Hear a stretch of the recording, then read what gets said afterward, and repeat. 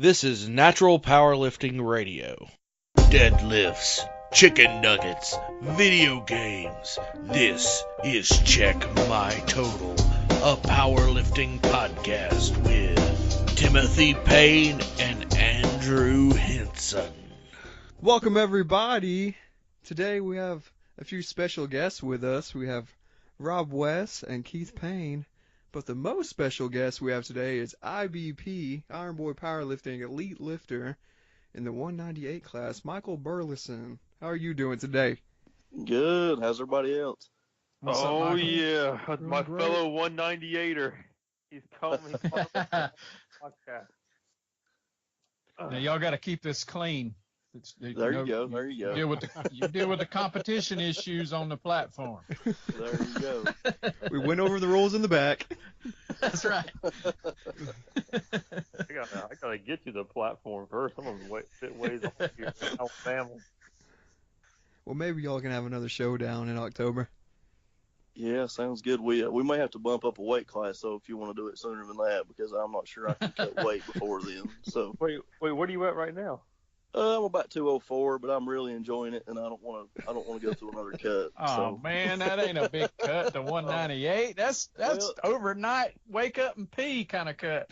Well, it's funny you say that, but because before the last meet that morning, I woke up and I was right at 204, and I ended up weighing in at 197 that evening. So just some hot baths and a kind of like a little baby water load, and it falls off pretty easy.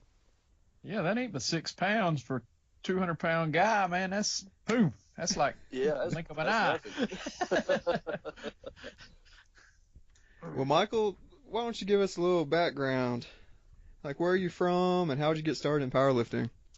I'm from the big town of Spruce Pine. You can Google it, and it may pop up. I've been, I guess, going to the gym and just I've done kind of like my own thing for a couple of years, and I was the bro lifter. I was a chest and arms kind of guy only, and then John Allen he kind of made a little bit of fun of me and got me interested in doing some squats, and he got you off the mirror workout. Yeah, he got me off the mirror, and because I kind of got hung up on my bench press and stuff. I was like, man, this is taking forever, and then doing some squats and some deadlifts. I was like, wow, it's kind of like I started lifting all over again, because I was going up so drastically each time. I was just like, well, it's nice to be able to hit some new numbers. So, and then my first meet was nationals in, I think it was 2015. That was my first meet. I think I totaled 1,200 pounds at like I think I weighed about 186, and that was the thing. I was competing in the 180s and competing in the 198, and then once I finally filled my weight class out, that helped me a lot. See, I didn't even know that you were that light. Yeah, and then actually that fall in February, that meet in Morganton, I dropped down and competed at 181 day, and I weighed 177. Shoot. I totaled 1,200 pounds then, but and then it just kind of kept growing. I got on a pretty intense, I guess, workout routine, and it's working. So we'll just keep going with it. That's right. And just to clarify, because a lot of times this gets swept under the rug, we're talking about competing in the raw division, non-equipped. Right. And drug-free too. There you go. Yeah, I wish I was strong enough where I could do it just with sleeves, but I mean, since you guys let us use wraps, I'm not going to argue with it. I'll get all the extra poundage out of those I can. So. Right. Hey, if it's available, you got to use it. There you go. Within the rules. Plus, I mean, it might suck to put those wraps on, but man, my knees don't feel that bad after squatting 500 pounds in wraps. Like, it takes a lot of the pressure off, even though it puts a lot of the pain on. It does, and the thing for me, the reason I really don't like wraps that much is I don't know what it is, but 500 pounds in sleeves compared to 500 pounds in wraps, I'm just a lot more calm when I'm in sleeves, and I just don't have to worry about, hey, did I wrap tight enough? And I don't know, I guess it's just more of a mental thing, but I can definitely get some extra weight out of the wraps, that's for sure. Yeah. Well, there's I mean, obviously, a tight wrap can help, but there's also a point where it can be too tight. So now it's creating anxiety and a stress that you don't need to be dealing with. Right. So they can be too tight, in my opinion. Yeah, I guess that's true. How far out do you start wrapping your knees, like from a competition? How many weeks out? It just depends. Right now I'm just kind of in the off season, just doing my own thing, and I'll probably stay in sleeves through this, and then usually about maybe 5 weeks out from a meet, I'll start wrapping and start hitting some heavier stuff. Okay. Yeah, I was just wondering if you were giving your time self to get like acclimated to the wraps. Yeah, and I mean, at first I stayed in wraps, and I just kind of got used to them, and the main thing for me is just, I guess, just getting my nervous system ready to handle that weight. I mean, the first time you get mid fives on your back, you're like, oh wow, this is so heavy. There's no way anybody in the world can squat this. Yep. So you said you got started in 2015? Yeah, that was when I first actually started training for powerlifting. I started, I think, I guess all training's the same, but I guess just John got me on kind of like his routine, and I think I started in maybe February of 2015, actually just training for powerlifting. Yeah. Gotcha. So what was your numbers for your elite? I had a total 1485. I had a 550 squat, a 395 bench, and a 540 deadlift. Okay, cool. Wow, almost 400 pounds with that bench press. Yeah, that's what I'm saying. And the thing was, the hardest part for me is trying to maintain to stay healthy before a meet. Mm-hmm. I'm sure everybody that has kids knows that they are little germ boxes. And my youngest, he got the stomach flu, and then he gave it to my oldest, and then my wife got it. And a week out from this last meet, I got it. So. Oh man. Right. But I was freaking out. I think I lost like 8 pounds, and I was just terrified. And I didn't hit any of the numbers that I had in the gym before, but I mean and that was the thing at nationals last year. To be able to hit elite, I was gonna have to have a perfect day, and I was just trying to grasp for numbers that I'd never hit before. And this go around, I was just hitting stuff that I was comfortable with, and I still went for those bigger numbers, but that's the reason I didn't get any of my third attempts. So. Yeah, Michael hit his elite numbers last April, so not too long ago. Well, yeah, that's not too far back. But yeah, man, you looked calm and like it didn't seem like you had any worries for the whole day. You were rolling. Yeah, You did look solid. I knew, but I just had to hit my second attempts, and the thirds were just kind of just to go for it and see. I mean, I always like to go for something heavy. I've never been one to play it safe, so. Mm-hmm. Sometimes that pays off, and sometimes it don't. But hey, how do you work out with these crazy like work shifts? Like what shifts do you work? Do you just work all night? Is that what you do? I flip flop. We work 12-hour shifts. We're on I'm not sure if you're familiar with it, but we're on the DuPont schedule. That's basically you work like 5 days one week and then 2 the next, and it's kind of split up, and you don't work more than 3 days in a row. But it's where I'm a supervisor, I have to flop back and forth. If someone's out on days, I have to work days. If they're out on nights, I have to work nights, and it messes with me a little bit. If you don't mind, just tell people what your job is. I'm a sergeant here at the police department in Spruce Pine. Like I said, you can Google it if you want to, and maybe something will pop up. But maybe the police department will pop up anyway. Yeah, maybe. There's a phone number at least. So. Yeah. But I've been here going on 9 years, and I enjoy it for the most part. It's kind of aggravating. I mean, it's a job, that's for sure. You deal with the good and the bad, but for the most part, I enjoy it. So. Right.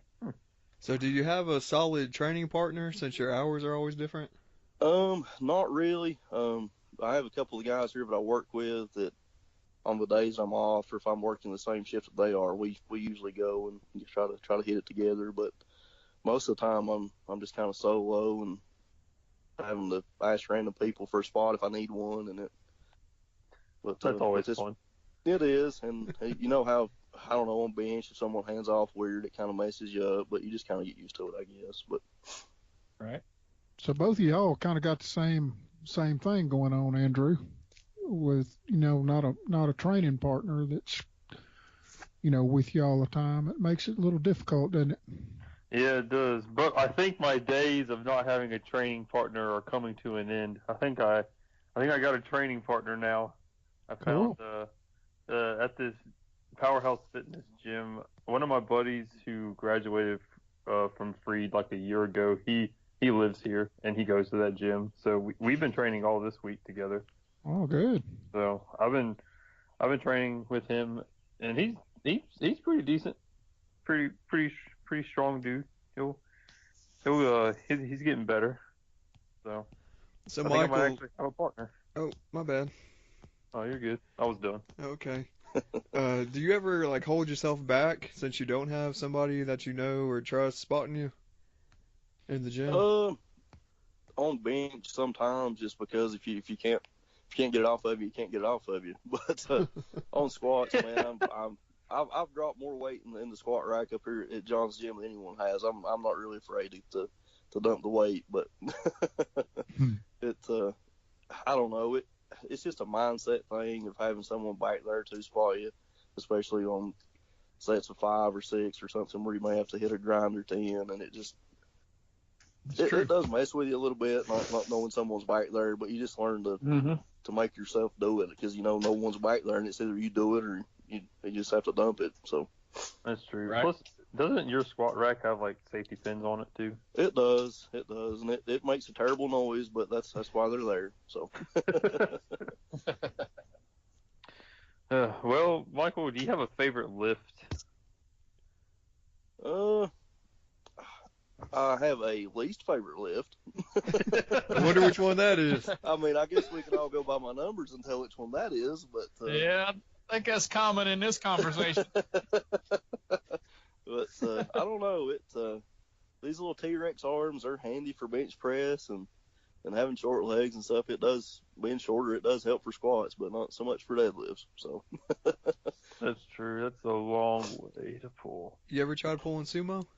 I have, and I don't know, the mechanics of sumo, they make more sense to me just based off my leverages and stuff, but I've been doing them more this training phase than I have, and I can actually pull within probably 20 or 30 pounds of what I can conventional, so I'm getting stronger at them. I'm not as close to where I'd like to be with them, but maybe one day things will click and they'll just start working for me. I don't know. Yeah, man, I'd keep training both ways. And it helps. I think training sumo does help carry over to conventional and the other way around. I mean, it's basically the same concept. You just have to learn how to really set back and get your chest up was the main thing with me with sumo. I wanted to stay kind of bent over like I do on conventional, and it. Yeah, it's changed. I've been working on it, but it's coming along. Maybe I'll pull sumo. Maybe we should both agree to just come in October and just both pull sumo. I'm good with that. Or we can do straight leg, because that's basically what I have to do anyway. Just comes natural, doesn't it? Yeah, man. Yep. And you have to do a good morning while you squat. Yep, there you go. Well, you talked about you're in your off season now. So, like, what style of training are you doing now, or like, since you're in the off season, I assume you're just focusing a lot on just volume and trying to fix weaknesses. But yeah, I've got for you. Yeah, I didn't mean to cut you off there. I've got a guy that does my program, and he's one of the top 181 guys or whatever that weight class is that the USAPL has. He actually placed third at Raw Nationals last year. He's also a police officer out in Kansas. He does my programming, and it's basically the same as if I were working up to go for a meet. I have 4 weeks of volume, 4 weeks of strength, and then 4 weeks of peaking or building up to a max towards the end of that last 4 weeks. And right now I'm kind of at the end of the volume phase, and I've kind of been his guinea pig with that. He had me doing sets of 9 on squats, and I was like, this is terrible. So we've moved it down to 5 sets of 5, which is I can live with that. So you actually go back and forth with them. But I do, yeah, and I do everything for 4 weeks, and it's working so far. So I'm just kind of sticking with it, and That's been another thing. I've tried so many different styles of training. I remember, I think after that my second meet when I weighed in at when I competed at 181, that next day I started the Smolov squat program. I don't know if you're familiar with it or not, but it was that was a nightmare. I didn't finish it. I went through I think 12 weeks of it, and I was like, I don't want to do this anymore. So Yeah, I remember Shelby trying to do that too. yeah, and she actually hung with me. I think she made it through like 10 weeks of it, and I was really impressed. But the main thing is just to find a program, something that works, and stick with it. If it doesn't, switch it up. And it's all basically the same style and same concepts. It's just there's different ways to go about it, I guess. Yeah, and something that you enjoy. Right. I mean, and I don't know, I'm sure you guys probably at least know of him, L.S. McLean. He's one of the big lifters. He one of my favorite quotes is he says, "Don't get caught up in the sauce. It's just lifting weights." So That's right. Yeah. I mean, you got to have fun with it, or what's the point in doing it? So That's true. How many days a week do you go to the gym? 5. I've been going for 5 days for I guess the last at least 3 years, I would say. Okay. Sometimes work gets in the way, and I try to keep my rest days on Wednesdays and Saturdays, but sometimes with work I have to adjust. Like I actually went to the gym today. First time I've been to the gym on Saturday in a long time. But So how do you set up your 5 days? For a long time I did like the typical back and buys days or chest and tries and stuff like that. But now my training I have like today I had bench press and some shoulder work, some overhead presses and stuff. And generally I have one back exercise each day. I don't necessarily have just a back day. I have one day where I do different styles of deadlifts, and like I'll do my conventional deadlifts, and I'll have snatch grip deadlifts and straight leg deadlifts. But for the most part, instead of having just one back day where I wear my back completely out, I spread it out through the 5 days, and that really seems to help. I know that's one thing I'll give my coach a lot of credit for on that. He's got that figured out. So for me anyway, it's really helping me. So. But this next phase, I have a thing where I do a squat, press, and pull motion each day. Okay. And that took some time to get used to, because there's one day where I have a kind of, and it's not like you go heavy on each lift each day. You have like a heavy squat day and then a lighter bench and deads with it. But one day you have kind of where everything's just a little bit heavy, and it took a little bit of adjusting to get used to that day. But yeah, I'm guessing on with you spreading your back workout like you're describing. Some days are kind of more isolated back work, and other days are less isolated, and some days are heavier. Some days are probably more speed oriented. Right. Yeah. I mean, so you get all the different aspects of your back training. Right. I mean, he's got me doing like just all the normal back movements, the barbell rows, dumbbell rows, lat pull downs, but you just spread them out.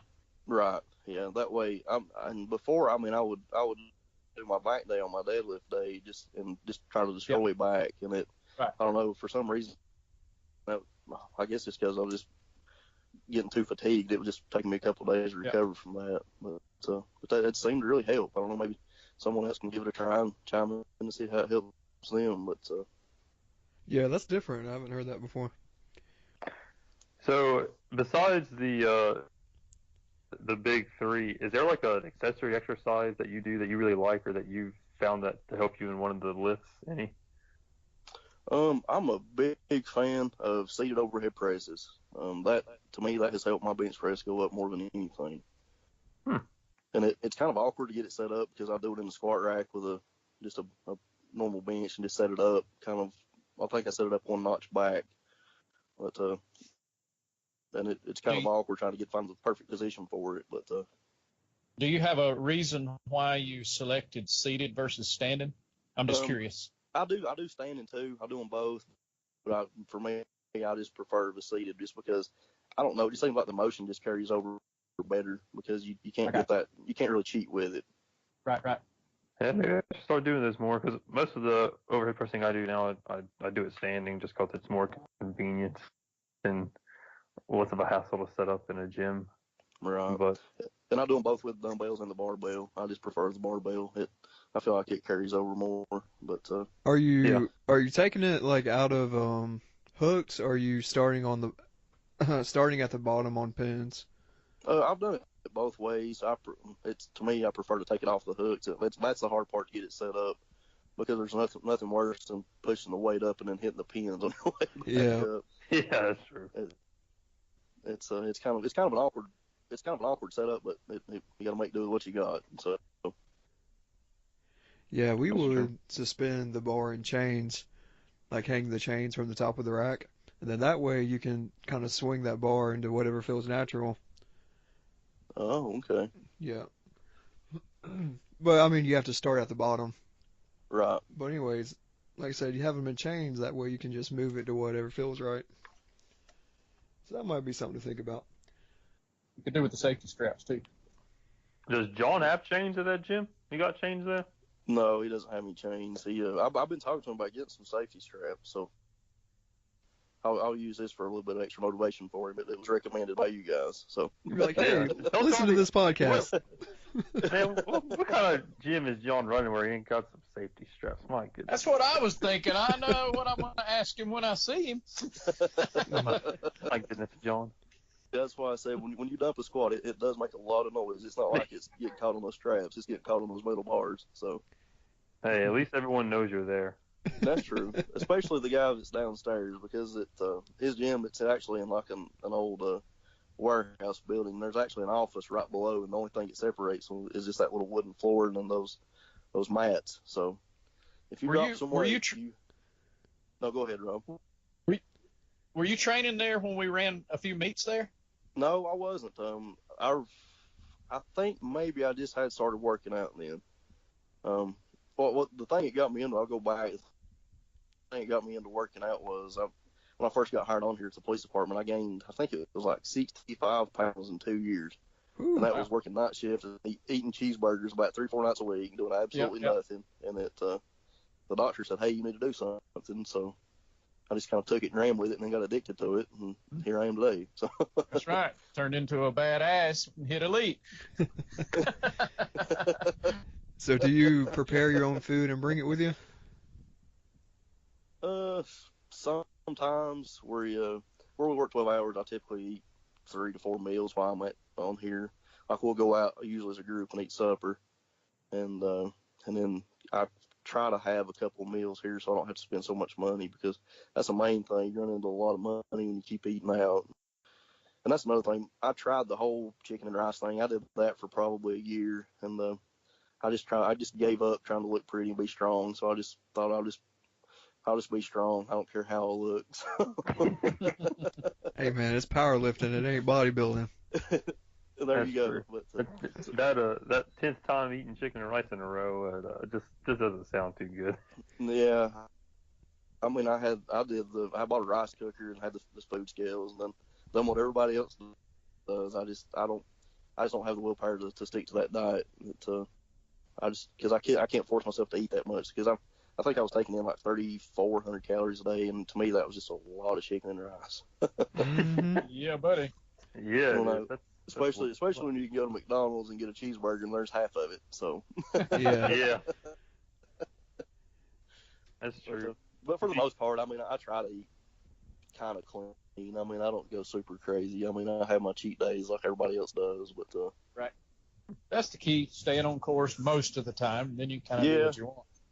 yeah, that's what I told someone. The reason diets fail, because you try to make them too strict and you make yourself miserable, and it's just like everything else. You have to enjoy it and make it a lifestyle, or you just won't stick with it. So Find a happy medium, stay on a pretty good regimen, and make healthy choices for the most part, and everything falls in place pretty easy.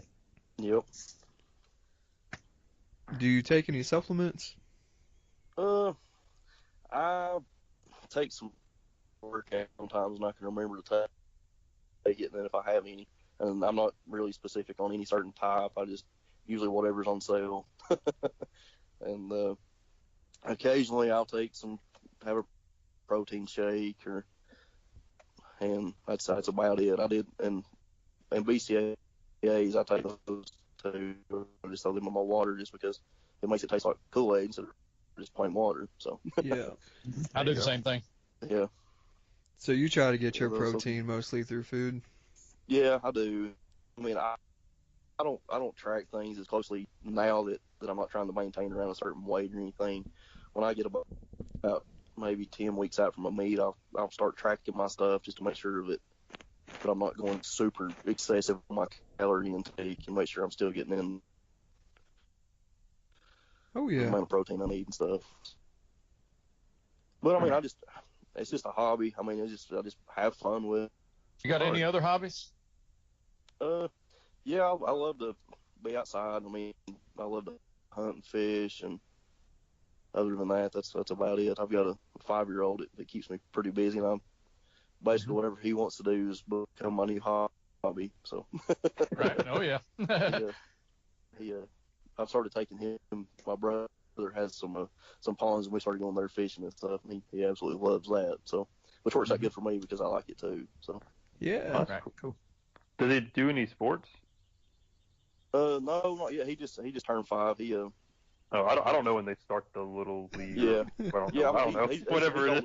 Right. I think that you could actually do it before then, but he's just, I don't know.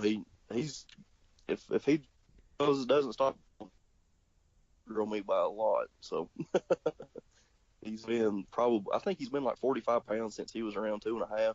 He was a little chunk, but You don't remember meeting him, Andrew? he'll probably put me to shame. Oh wait. Oh yeah, I do You remember remember meeting him. Wait, I don't know if I ever told you, Michael.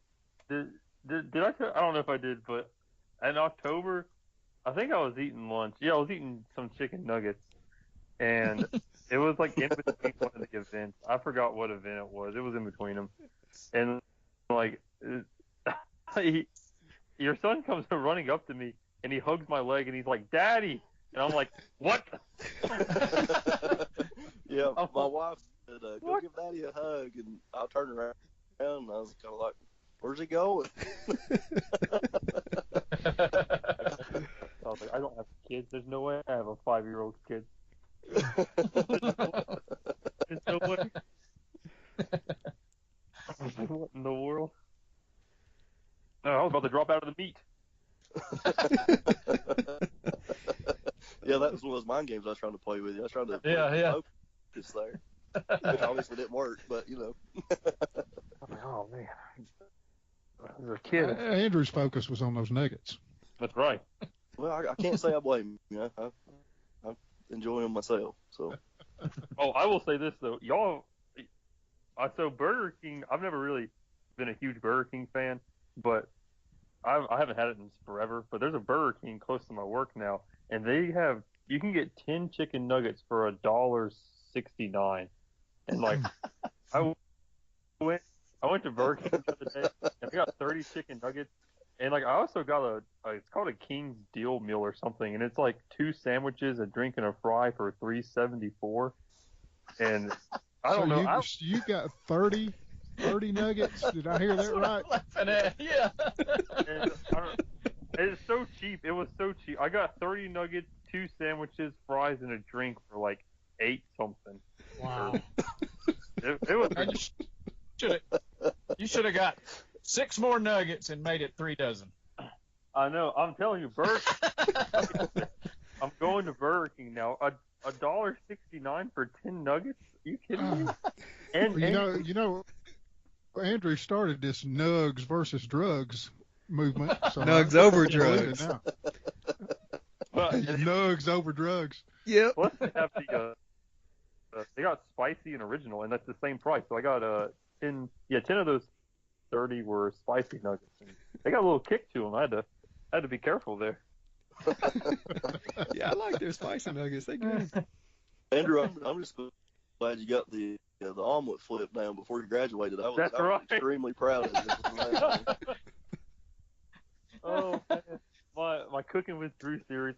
See, now I have a problem. Is I have to find something else that I can't do, and because what I do is I choose something that I don't know how to do, and I never look up any YouTube videos or any cooking tutorials or anything. I don't read ingredients. I just try and cook whatever I cook and just see what happens. But man, omelet flip. That was on point. It almost. So with that, how did the nuggets come into the picture? I don't. It's just a lifelong passion. It's a lot of passion plus like I Taco don't. Bell. I did this one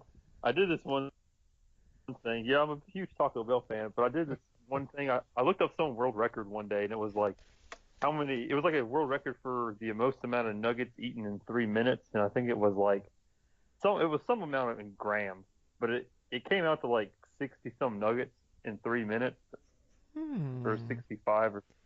So that was a while ago. I think it's an old record. I'm pretty sure it's something higher now. But so I went to McDonald's one day over the summer, and I got 40 nuggets as like a test run. And I was like, that's me. And like the way it works for the world record is you can only take one nugget in your mouth, and you have to chew it completely and swallow it before you can put another nugget in your mouth. And I was like, all right, I can do this with 40 nuggets. We'll just see how it goes. So I do it, and I'm eating like nugget after nugget after nugget, and I'm timing myself on my phone. I got through 40 nuggets in I think like 2 minutes and 30 seconds. Huh. And I was like, man, could I down another 20 nuggets on top of that for the world record? I was like, oh, this might take some practice. Not in 30 seconds. It's hard. Like, it's harder than you think. Andrew's going to come out to the platform in October with all these fast food sponsors on his singlet. I'm gonna be like a race car driver because put a sticker on his car. But yeah, don't sleep on Burger King. I was sleeping on Burger King, but man, they got my business now.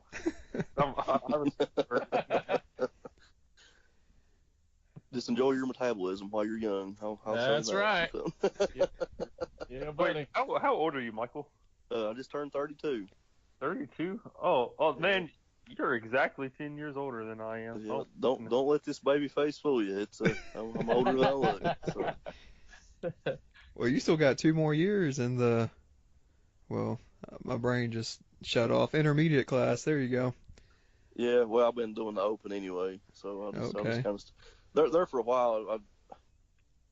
What really got me into wanting to compete was I looked at some of the records under the police, fire, military thing. I was like, I think I can break some of those. And that's kind of what got me hooked.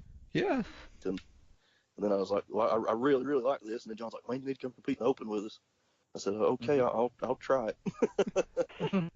I think you have the bench record. Right, you did. Yeah, I got the bench. So. Yeah. Well, Mr. Michael, what does being drug-free mean to you?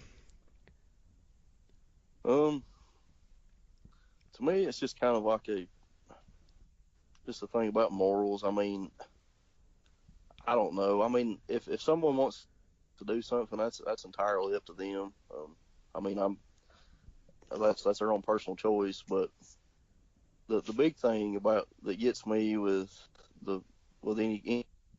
any type of sports or any type of anything is people who actually take stuff and then they try to lie about it and can try to cover it up.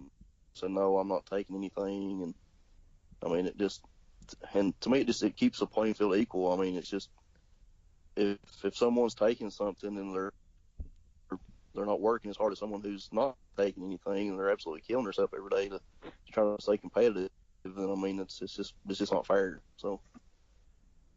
Yeah, it's like, if you're going to take your stuff, but don't come lift in the drug-free organization. Right. Yeah. Right. I mean, if you want to take something, that's your personal choice. I have no feeling. Cool. I agree. All right, Michael. This is a game that me and Timmy came up with. So it's called white light, red light. So it's like a competition. So okay, we'll ask you a question, and then you'll give it a white light if you like it, red light if you don't, and then kind of explain why you like it or why you don't like it. So the first question is white light, red light, wearing your singlet in the gym. For the most part, I'll say red light on that one. Okay.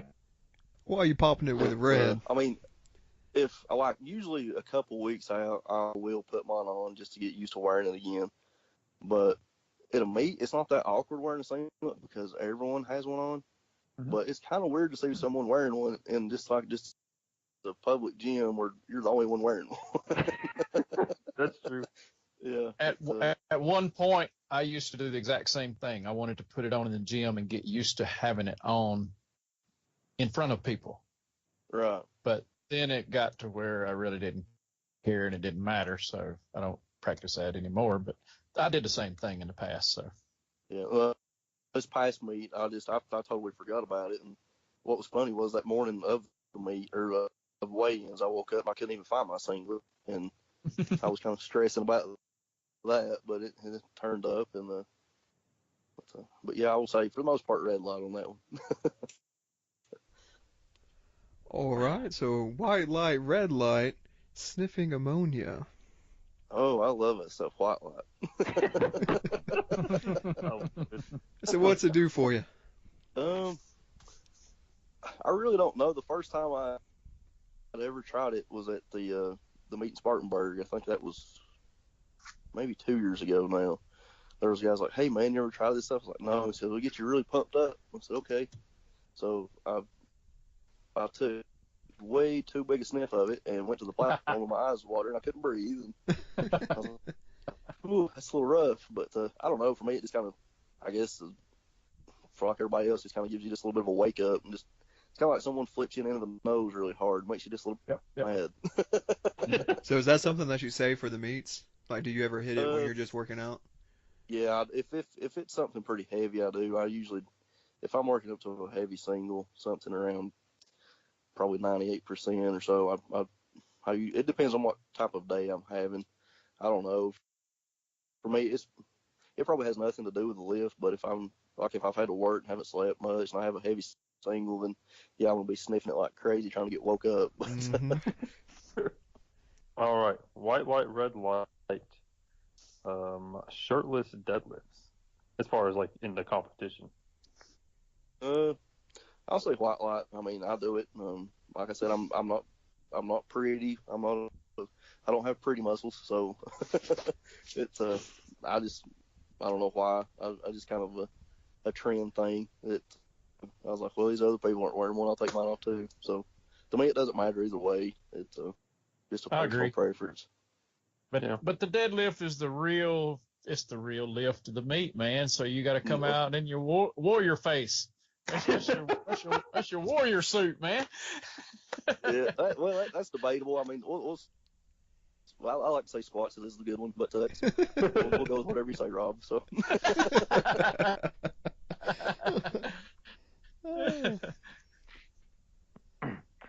You want to hit one more, Timmy? Oh yeah, so white light, red light,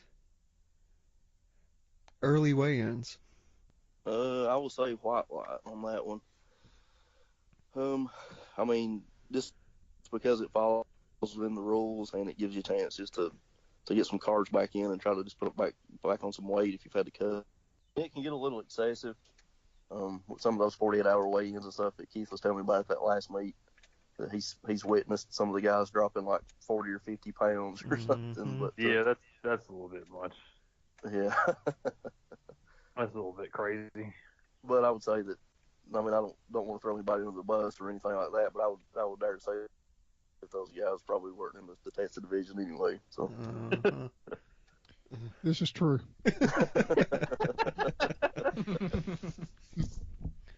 Well, Michael, is there anything you'd like to say before we wrap this thing up?